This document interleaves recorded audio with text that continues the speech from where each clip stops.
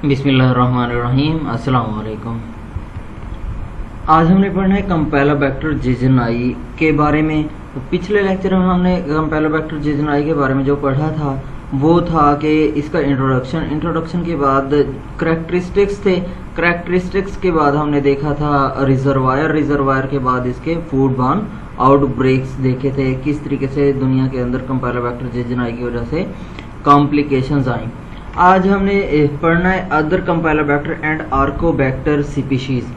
कैम्पेलोबैक्टर species के बारे में अगर हम बात करें तो कैम्पेलोबैक्टर स्पीशीज जो कैम्पेलोबैक्टर जिज़नाई है, इसके सिवा इंक्रीजिंग फ्रीक्वेंसी जो वैरायटी ऑफ ह्यूमन इन्फेक्शन थी उसकी बुनियाद पर क्या है दूसरे कैम्पेलोबैक्टर स्पीशीज को अलग किया गया, आइसोलेट किया गया।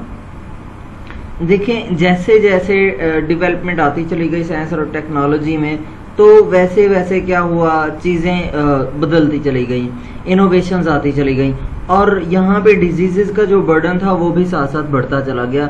डिजीज़ के बर्डन बढ़ने के साथ साथ जो फ्रीक्वेंसी है उसके बढ़ने के साथ साथ ह्यूमन इन्फेक्शन के, तो यहाँ पे टेक्निक्स भी बढ़ी। उस टेक्निक के बढ़ने से क्या हुआ, जो अदर स्पीशीज़ हैं कैम्पेलोबैक्टर की वो भी आइडेंटिफाई होती चली गई। Improvement method in culture techniques, ठीक है ना, culture method, different culture method improve होते चले गए और जो रिकॉग्निशन मेथड है वो भी इम्प्रूव होते चले गए, जिसकी वजह से क्या है इसकी आइसोलेशन और आइडेंटिफिकेशन क्या हो गई, आसान हो गई। ये किस बुनियाद पर थी? हाइड्रोजन, इंक्रीज हाइड्रोजन कंसंट्रेशन है माइक्रो एरोबिक इन्वायरमेंट के अंदर, ठीक है ना। ये जो हाइड्रोजन कंसंट्रेशन है उसने क्या किया, आइसोलेशन की जो एफिशिएंसी थी उसको इंक्रीज कर दिया। यहाँ पे कैम्पेलोबैक्टर फिटस है वो वैरायटी ऑफ लोकलाइज्ड इन्फेक्शन के साथ एसोसिएटेड है और सिस्टेमिक इन्फेक्शन के साथ एसोसिएटेड है।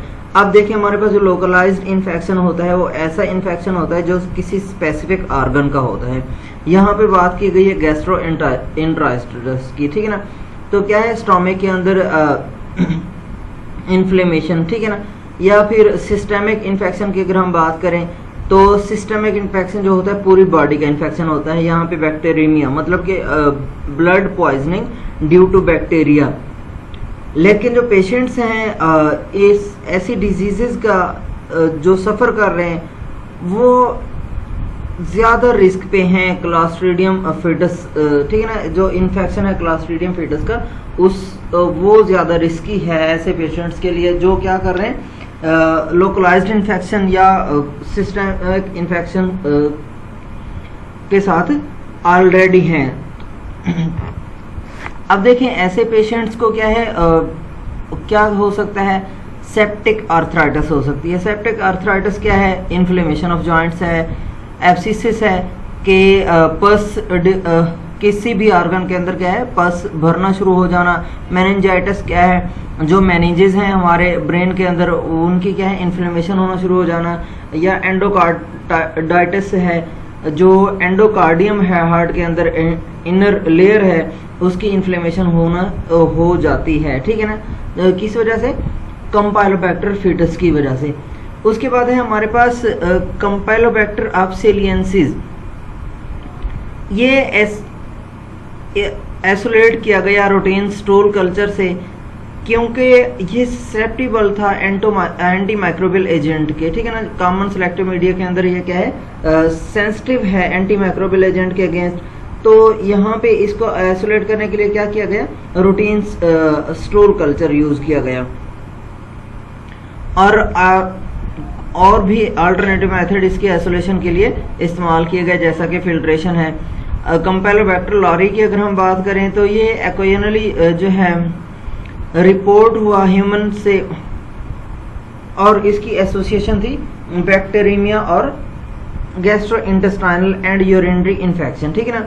बैक्टीरियमिया अभी हमने बात की थी, क्या है toxins produce due to bacteria या blood poisoning due to bacteria. तो जो कैम्पेलोबैक्टर लॉरी है ये एसोसिएटेड है बैक्टीरियमिया या गैस्ट्रोइंटेस्टाइनल और यूरिनरी ट्रैक्ट इन्फेक्शन के साथ, और ये आइडेंटिफाई हुआ है वाटर बार्न या क्या है आउटब्रेक के तौर पर, ठीक है ना। क्या है इसका सोर्स क्या था, रिजर्वर का क्या था, वाटर था, और ये वाटर बार आउटब्रेक के तौर पर आइडेंटिफाई हुआ। उसके बाद आर्कोबैक्टर की अगर हम बात करें तो आर्कोबैक्टर स्पीशीज जो हैं वो बहुत हद तक रिकॉग्नाइज हुई ह्यूमन इन्फेक्शन के अंदर, ह्यूमन इन्फेक्शन के साथ एसोसिएटेड हुई, और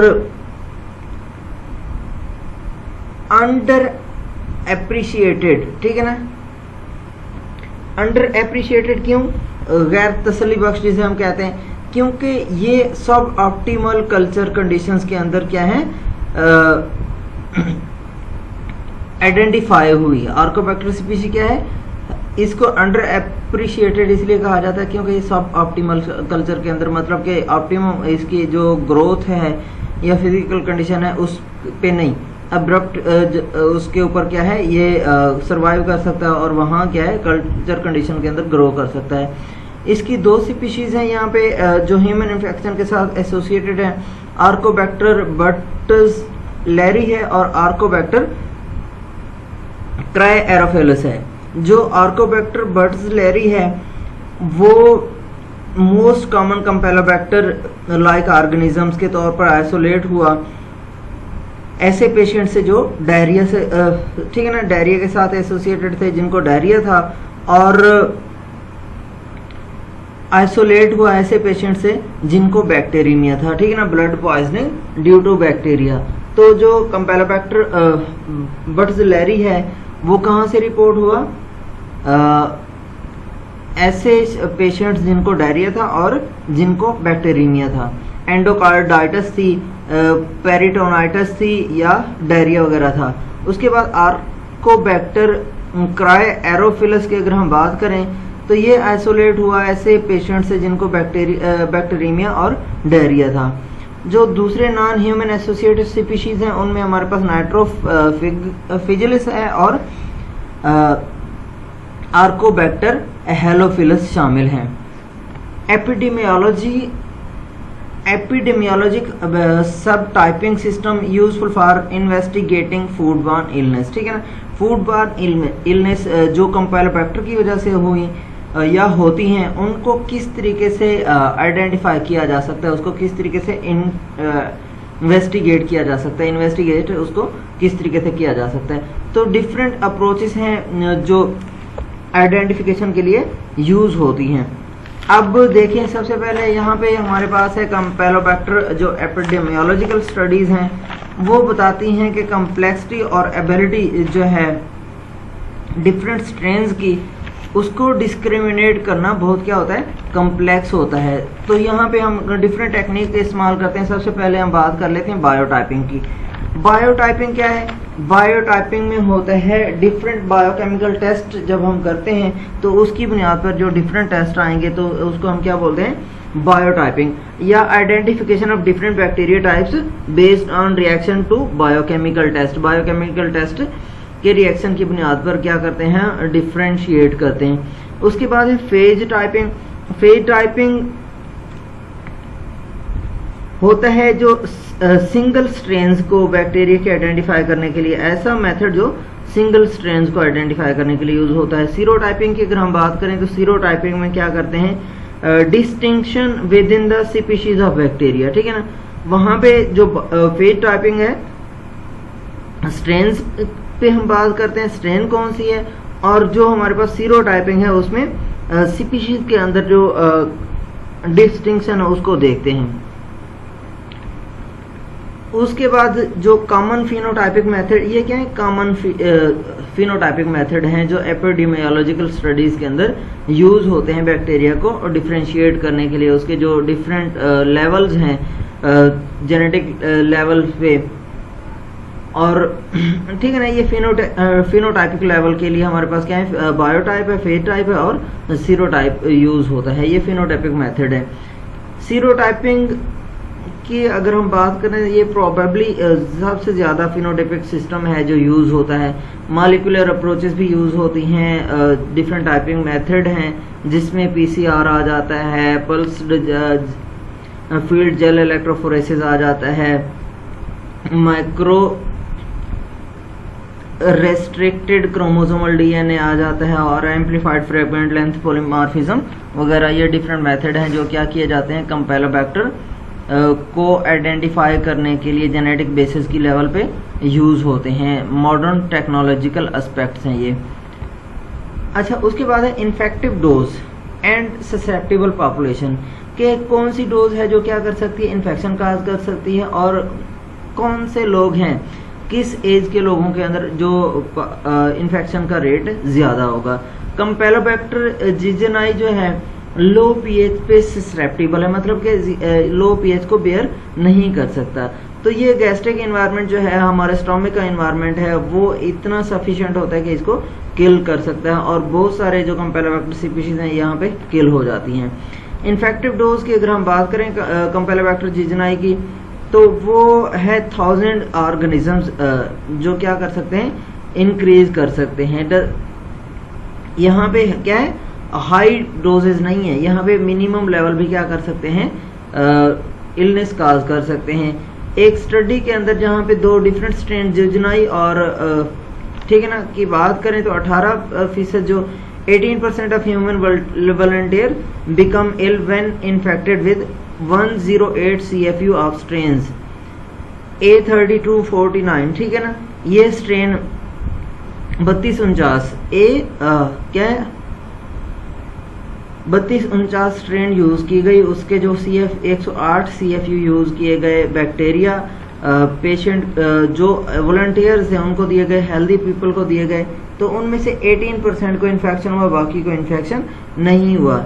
जबकि एक और स्टडी के अंदर देखा गया जिसमें 46% of volunteer become ill when infected with another strain, ठीक है ना।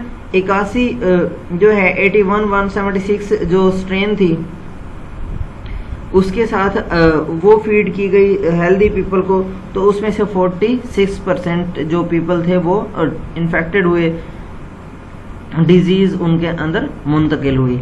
अगर हम विरुलेंस फैक्टर की बात करें और मैकेनिज्म ऑफ पैथोजेनिसिटी की बात करें, तो जो डिकेड्स की रिसर्च है, मतलब कि बहुत सारे सालों की जो रिसर्च है, वो बहुत थोड़ा जानती है मैकेनिज्म जो कैम्पेलोबैक्टर जिजेनाई का है कि किस तरीके से ये इंसानों के अंदर डिजीज काज करता है।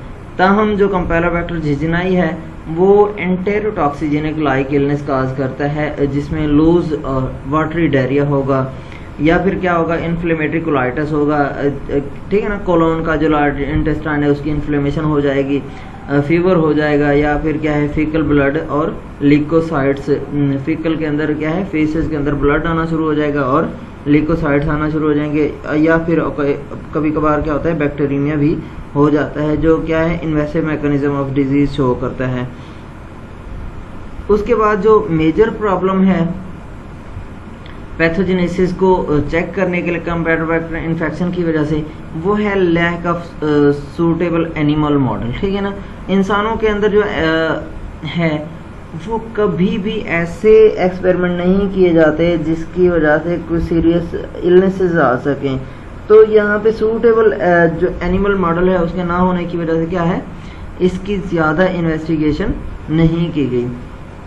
नेक्स्ट हमारे पास है सेल एसोसिएशन एंड इन्वेजन। हमारे पास क्या था, किसकी बात कर रहे हैं, हम अदर विरुलेंस फैक्टर की बात कर रहे हैं, virulence factor and mechanism of pathogenicity. तो हमारे पास सेल एसोसिएशन एंड इन्वेजन है कि किस तरीके से जो कैम्पेलोबैक्टर स्पीशीज है वो सेल के साथ इंटरेक्ट करती है और उसको किस तरीके से इन्वेड करती है। Campylobacter interact with eukaryotic cells in a variety of ways and involve the interaction of surface structure। क्या है, बहुत सारे वेज से क्या करते हैं, यूकैरियोटिक सेल के साथ इंटरेक्ट करेंगे और जो सरफेस सेल स्ट्रक्चर है उसका इंटरेक्शन शो करेंगे। जैसा कि यहाँ पे पोटेंशियल सेक्रेशन है, ग्लाइकोसाइलेशन सिस्टम है, ये क्या करता है, सेलुलर रिस्पॉन्सेज को अफेक्ट करता है। Surface structure that appear to be involved with this interaction include lipo oligosaccharide, ठीक है ना। क्या है यहाँ पे इस मैकेनिज्म के अंदर सेल एसोसिएशन और इन्वेजन के अंदर जो सरफेस स्ट्रक्चर है वो इन्वॉल्व होती है लाइपो ओलिगोसैक्राइड के साथ एसोसिएट होती है, कैप्सुलर पॉलीसैकेराइड के साथ रिएक्शन करेगी या आउटर मेम्ब्रेन प्रोटीन के साथ और फ्लैजेला के साथ। यहाँ पे एन लिंक्ड और ओ लिंक्ड जो प्रोटीन ग्लाइकोसाइलेशन है, ग्लाइकोसाइलेशन एक्चुअली कहते ये हैं कि एक कार्बोहाइड्रेट एंड क्या करता है दूसरे हाइड्रोक्सिल एंड के साथ जोड़ देता है। यहाँ पे नाइट्रोजन अगर इन्वॉल्व हो रही होगी मतलब कि प्रोटीन, या फिर कहीं पे ऑक्सीजन इन्वॉल्व हो रही होगी तो उसको उसी हिसाब से नाम दे दिया जाता है। तो ये जो ग्लाइकोसाइलेशन पाथवेज बैक्टीरिया के अंदर ये दोनों मौजूद होते हैं और ये होस्ट सेल इंटरेक्शन को अफेक्ट कर सकते हैं, जिसमें क्या होगा एडहेरेंस होगा, इन्वेजन और कॉलोनाइजेशन करना शुरू कर देंगे। दूसरे बैक्टीरियल पैथोजन की तरह कैम्पेलोबैक्टर को भी सबसे पहले क्या करना चाहिए, अपने आप को इंटेस्टाइनल ट्रैक्ट के अंदर एस्टेब्लिश कर लेना चाहिए मोटेलिटी और कीमोटैक्सिस के जरिए। अब मोटेलिटी क्या है, मोटाइल हरकत करना, और कीमोटैक्सिस क्या होता है कि sensitive to chemicals.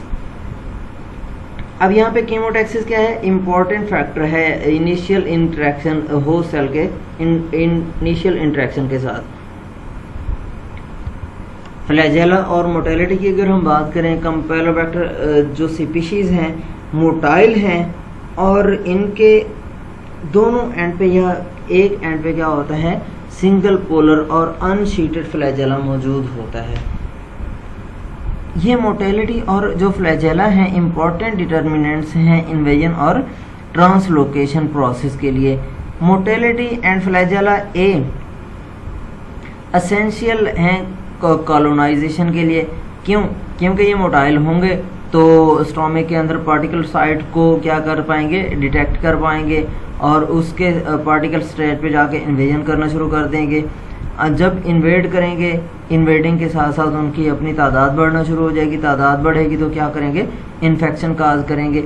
Mortality mutants जो फ्रीक्वेंटली आइसोलेटेड हुए म्यूटेजेनेसिस स्टडीज़ के अंदर, और ये एक इम्पॉर्टेंट पॉइंट है बैक्टीरियल विरुलेंस के अंदर। कीमोटैक्टिक मोटेलिटी की अगर हम बात करें तो ये भी क्या इंपॉर्टेंट फैक्टर है पैथोजेनेसिस के लिए। कैम्पेलोबैक्टर और दूसरे बैक्टीरिया की ये क्या करते हैं, number of chemo receptor produce करते हैं और जो क्या है अंडर इन्वेस्टिगेशन है। कीमोटैक्टिक की मैंने अभी बात की है। कीमोटैक्टिक मोटेलिटी क्या होती है, स्पेसिफिक जो बाइंडिंग साइट्स होंगी या स्पेसिफिक केमिकल्स होंगे उनकी तरफ बैक्टीरिया क्या करेंगे, मूव करेंगे। जैसे हाइड्रोजन है, हाइड्रोजन अगर मौजूद होगी तो अपनी ये क्या करेंगे, ग्रोथ के लिए और एनर्जी यूटिलाइजेशन के लिए उसकी जानिब मूव करेंगे। तो कीमोटैक्सिस, ठीक है ना। अब टॉक्सिन्स की अगर हम बात करें, इन्वेस्टिगेशंस जो है साइटोलिथल डिस्टेंडिंग टॉक्सिन्स के ऊपर जो थी उन्होंने बहुत ज़्यादा अटेंशन रिसीव की पास्ट फ्यू ईयर से, ठीक है। क्या अभी बताया, साइटोलिथल डिस्टेंडिंग टॉक्सिन्स। ये ऐसे टॉक्सिन्स होते हैं जो सेल के इंटरनल मेटाबॉलिज्म को ब्लॉक करके रख देते हैं। जब सेल का इंटरनल मेटाबॉलिज्म ब्लॉक हो जाएगा तो क्या होगा, सेल की वर्किंग स्टॉप हो जाएगी। सेल की वर्किंग स्टॉप हो गई तो मतलब सेल आगे अपनी तादाद नहीं बढ़ा पाएगा और उसकी इन्वेजन रुक जाएगी। फर्स्ट रिपोर्टेड जो साइटोलिथल डिस्टेंडिंग टॉक्सिन्स है पैथोजेनेसिस के अंदर जॉनसन और लॉयर ने 1988 के अंदर इन्वेस्टिगेट किया। लेकिन ये टॉक्सिन क्या है, एसोसिएटेड है सेल साइकिल ब्लॉकिंग के अंदर। मोस्ट स्ट्रेन्स जो हैं कैम्पेलोबैक्टर जिजेनाई की वो CTD जीन्स रखती हैं और ये जो जीन्स हैं दूसरे कैम्पेलोबैक्टर स्पीशीज के अंदर भी मौजूद होते हैं। इसके अलावा सेल साइकिल ब्लॉकिंग के साथ साथ ये जो टॉक्सिन है इसका रोल होता है प्रो इन्फ्लेमेटरी साइटोकाइंस को इंड्यूस करना, ठीक है ना। ये क्या करता है, प्रो इन्फ्लेमेटरी साइटोकाइंस को इंड्यूस करता है। साइटोकाइंस क्या है, स्पेसिफिक एंटीजेंस हैं जिनको एंटीबॉडीज क्या करती हैं, डिटेक्ट करती हैं और उनके साथ बाइंड कर लेती हैं। दूसरे अगर हम फैक्टर की बात करें, कैम्पेलोबैक्टर और माइक्रो एरोबिक। अब माइक्रो एरोबिक मैंने आपको बताया था, इनको क्या होते हैं, little amount of oxygen required होती है। और जो कैम्पेलोबैक्टर जिजेनाई हैं उनका हायर टेम्परेचर ऑप्टिमल ग्रोथ के लिए 42 डिग्री सेंटीग्रेड होता है और ये जो दूसरे बैक्टीरिया उनकी निस्बत डिफरेंट है। इन्वायरमेंटल सिग्नलिंग इम्पैक्ट को अगर आइडेंटिफाई किया जाए, अंडरस्टैंड किया जाए ग्रोथ के ऊपर, मेटाबॉलिज्म और पैथोजेनिसिटी है जो कैम्पेलोबैक्टर की, तो उसका बहुत बड़ा इम्पैक्ट हो सकता है। किस तरीके से कैम्पेलोबैक्टर को कंट्रोल किया जा सकता है इन्वायरमेंट के अंदर और फूड्स के अंदर, ठीक है ना। अब इस तरीके के जो पाथवेज हैं उसमें क्या क्या चीज़ें हो सकती हैं? रिस्पांस टू आयरन हो सकता है, ऑक्सीडेटिव स्ट्रेस हो सकती है, टेम्परेचर हो सकता है, उसमें कोल्ड है, हीट शॉक रिस्पॉन्सेज और स्टारवेशन, सारी चीज़ें आ जाती हैं। अब क्या है, हम डिफरेंट कंसंट्रेशन आयरन की यूज़ करेंगे कि कहाँ पे क्या है, इस जो हमारे पास कैम्पेलोबैक्टर स्पीशीज उसकी विरुलेंस मैक्सिमम है और कहाँ पे मिनिमम है, ऑक्सीडेटिव स्ट्रेस दे के, टेम्परेचर रेगुलेट करके, तो हम इसे ऑप्टिमाइजेशन कहते हैं। डिफरेंट ऑप्टिमाइजेशन टेक्निक्स हम यूज़ करके क्या करते हैं, आइडेंटिफाई करते हैं किसी भी बैक्टीरिया को कहीं पे भी। अब मल्टी ड्रग इफ्लक्स सिस्टम की अगर हम बात करें तो कैम्पेलोबैक्टर के अंदर मौजूद होता है और ये एक इम्पॉर्टेंट एंटी माइक्रोबियल रेजिस्टेंस है, और जो रेजिस्टेंस है ये कॉलोनाइजेशन को अफेक्ट करती है बाइल के अंदर, ठीक है ना। Resistance to bile and affect colonization, ये क्या है, multi drug efflux system are present in campylobacter and may be important in antimicrobial resistance and resistance to bile and affect colonization. क्या हो रहा होगा, ये रेजिस्टेंस टू बाइल है और कॉलोनाइजेशन को अफेक्ट कर रहे होंगे। अगर हम ऑटो इम्यून स्क्वेली की बात करें या ऑटो इम्यून हम बात करें कॉन्सिक्वेंसेस की बात करें, ऑटो इम्यून होता क्या है? ऑटो इम्यून की हम बात करें तो auto immune body immune system है जो क्या करता है, अपना ही बॉडी सिस्टम क्या कर रहा होगा, अपने ही हेल्दी सेल्स को, हेल्दी टिश्यूज को डैमेज कर रहा होगा। स्क्वेली कहते हैं कॉन्सिक्वेंसेस। तो ऑटो इम्यून स्क्वेली का मतलब क्या हुआ कि अपनी ही बॉडी के सेल्स जो इम्यून सिस्टम के अंदर कोई ऐसे मिस इन्फॉर्मेशन आई, उसकी वजह से बॉडी के अपने सेल अपने ही टिश्यू को डैमेज करना शुरू कर देंगे, तो उसके नतीजे में जो कॉन्सिक्वेंसेस आएंगे वो क्या है, ऑटो इम्यून स्क्वेली हैं। यहाँ पे it is now clearly established that Campylobacter infection is a major trigger of GBS. And GBS क्या है, Guillain-Barré syndrome, एक डिजीज है। ऑटो इम्यून क्या है, सिक्वेलीज के वजह से क्या है, जो GBS इन्फेक्शन हुआ एक इम्यून मेडिएटेड पैरालाइटिक डिसऑर्डर है जो क्या करता है, पेरिफेरल नर्वस सिस्टम को अफेक्ट करता है। GBS क्या है, इम्यून सिस्टम अटैक नर्व्स, ये अपना ही इम्यून सिस्टम क्या करता है, नर्व्स के ऊपर अटैक करेगा जीबीएस के अंदर, और क्या करेगा, पैरालाइटिक डिसऑर्डर कर देगा, जो पेरिफेरल नर्वस सिस्टम है उसको अफेक्ट करते हुए। यहाँ पे एस्टिमेट किया गया कि हर साल जो जीबीएस के इंसिडेंट्स हैं कैम्पेलोबैक्टर जिजीनाई की वजह से वो 0.17 to 0.51 केस पर 1 लाख पॉपुलेशन में होते हैं, और ये तकरीबन बन जाते हैं टोटल अमेरिकन पॉपुलेशन की अगर हम बात करें तो 425 to 1272 केसेस पर ईयर्स बनते हैं, ठीक है ना, गुइलेन-बैरी सिंड्रोम की वजह से।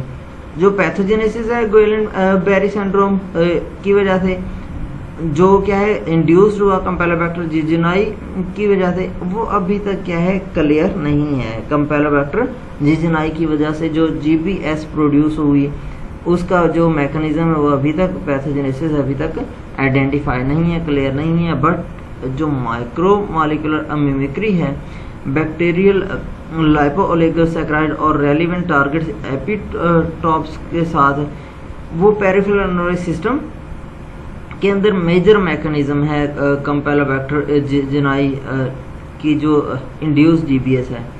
अब एपिटॉप्स क्या होती हैं, specific piece of the antigen होता है टू विच एंटीबॉडी अटैक, ठीक है ना। एपिटॉप्स क्या हैं, ऐसे एंटीजन के पार्ट्स हैं जिसके साथ एंटीबॉडी आके जुड़ती है। तो इसमें क्या होता है कि स्पेसिफिक एंटीजन को क्या कर लिया जाएगा, एंटीबॉडी जोड़ लेगी, और यहाँ पे इम्यून सिस्टम क्या करेगा, नर्व्स को अटैक करना शुरू कर देगा, और अल्टीमेटली क्या होगा, पेरिफेरल नर्वस सिस्टम को डैमेज कर रहे होंगे। इम्यूनिटी की अगर हम बात करें तो प्रोटेक्टिव इम्यूनिटी जो है वो इन्फेक्शन के बाद कैम्पेलोबैक्टर सिफिसी की वजह से एंटीबॉडी मेडिएटेड है। यहाँ पे ब्लेजर और उसके साथियों ने जो स्टडी की उन्होंने दिखाया कि 76% जो है एक्चुअली एक्सपोज इंडिविजुअल की वजह से, जिनको क्या है पहले कभी भी इन्फ्लेमेशन ना हुई और कभी भी रॉ मिल्क के अंदर ये बैक्टीरिया नहीं दिए गए, तो या कभी बीमार नहीं हुए, उनके साथ जो ठीक है ना, with none of 10 individual who were regular milk drinker and who drank the implicated milk, क्या है 76% ऑफ एक्चुअली एक्सपोज्ड इंडिविजुअल कितने थे, 10 इंडिविजुअल थे, और जो पहले क्या है रेगुलर मिल्क नहीं ड्रिंक करते थे।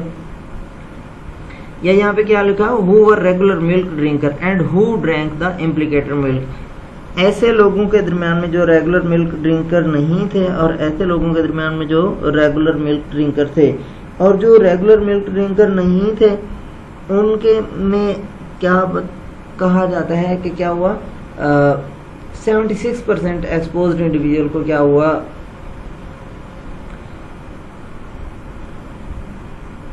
कैम्पेलोबैक्टर इन्फेक्शन हुआ। ठीक है ना। अब यहाँ पे अगर हम ह्यूमरल इम्यूनिटी की बात करें तो दूसरे कंपोनेंट की तरह ये भी क्या है, प्रोटेक्टिव इम्यूनिटी है, और क्या है इम्पोर्टेंट कंपोनेंट है प्रोटेक्टिव इम्यूनिटी का। ये सजेस्ट करता है कि जो परसिस्टेंट इन्फेक्शन है इम्यूनो कम्प्रोमाइज्ड होस्ट के अंदर ह्यूमन इम्यूनोडेफिशिएंसी वायरस इन्फेक्शन के साथ क्या है, एसोसिएटेड है। डेवलपिंग कंट्रीज के अंदर जहाँ पे कैम्पेलोबैक्टर इन्फेक्शन एंडेमिक है, एंडेमिक का मतलब क्या होता है, डिजीज रेगुलरली फाउंड, जहाँ पे क्या है ये कोई ना कोई डिजीज रेगुलरली फाउंड होगी। डेवलपिंग कंट्रीज के अंदर जहाँ पे मतलब कैम्पेलोबैक्टर इन्फेक्शन बार बार होते रहते हैं, इम्यूनिटी ये लोग क्या है, इम्यून है कैम्पेलोबैक्टर इन्फेक्शन के खिलाफ, और ये जो इम्यूनिटी है एज डिपेंडेंट भी होती है। कोहॉर्ट ऑफ मैक्सिकन चिल्ड्रन, मतलब कि मैक्सिकन चिल्ड्रन के ग्रुप की स्टडी की गई, तो यहाँ पे सिम्टोमेटिक और एसिम्टोमेटिक इन्फेक्शन जो शो हुआ इन्फेंसी टू 6 ईयर्स में कम हुआ। मतलब जैसे जैसे थोड़ी सी बच्चे की एज बढ़ती चली जाती है तो ये इन्फेक्शन के रेट पे क्या होता चला जाएगा, कम होता चला जाएगा। इनवर्स रिलेशनशिप सीरम एंटीफ्लैजेलिन और एंटीबॉडीज और डायरियल इलनेस के साथ देखा गया। तो यहाँ पे कोहार्ट चिल्ड्रन मतलब के ग्रुप ऑफ चिल्ड्रन ने सपोर्ट किया, और role of antibodies protective immunity के अंदर देखी गई। तो यहाँ पे हुआ क्या, साइटोकाइंस प्रोडक्शन शुरू हो गई इंटेस्टाइनल इन्फेक्शन के, और इसने मे भी रोल प्ले किया हो इम्यूनिटी और इम्यून रिस्पॉन्सेज का। अब इम्यून रिस्पॉन्सेज आएंगे तो क्या हो जाएंगे, बैक्टीरिया किल हो जाएंगे और वो अपनी तादाद नहीं बढ़ा सकेंगे। फ्लैजिलन को भी एक इम्पॉर्टेंट इम्यूनोजन कंसिडर किया जाता है कैम्पेलोबैक्टर इन्फेक्शन के दौरान, और एंटीबॉडीज जो हैं इसके against protein correlate some degree with protective immunity. ठीक है ना, किसके साथ, प्रोटेक्टिव इम्यूनिटी के साथ रिलेट करता है। यहाँ पे प्रोटेक्टिव इम्यूनिटी क्या है, ब्रेस्ट फीडिंग है। ब्रेस्ट फीडिंग जो है उसके अंदर बहुत सारे पेप्टाइड्स ऐसे होते हैं जो क्या कर रहे होते हैं, एंटी माइक्रोबियल एजेंट का काम कर रहे होते हैं, एंटी फंगल और एंटी टॉक्सिन, मतलब कि टॉक्सिन को क्या कर रहे होंगे, डिटॉक्सिफाई कर रहे होंगे। तो जो ब्रेस्ट फीडिंग है ये क्या करती है, कैम्पेलोबैक्टर इन्फेक्शन के अगेंस्ट प्रोटेक्शन प्रोवाइड करती है डेवलपिंग कंट्रीज के अंदर।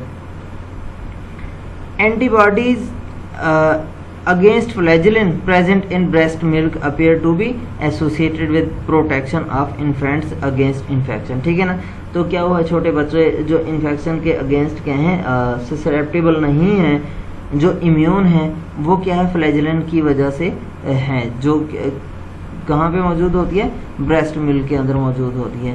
कंक्लूजन की अगर हम बात करें, क्या नतीजा निकलता है, जो कैम्पेलोबैक्टर स्पीशीज हैं वो most important human bacterial enteric pathogen species में से एक हैं, लेकिन इनके बारे में इतना कुछ जाना नहीं हुआ।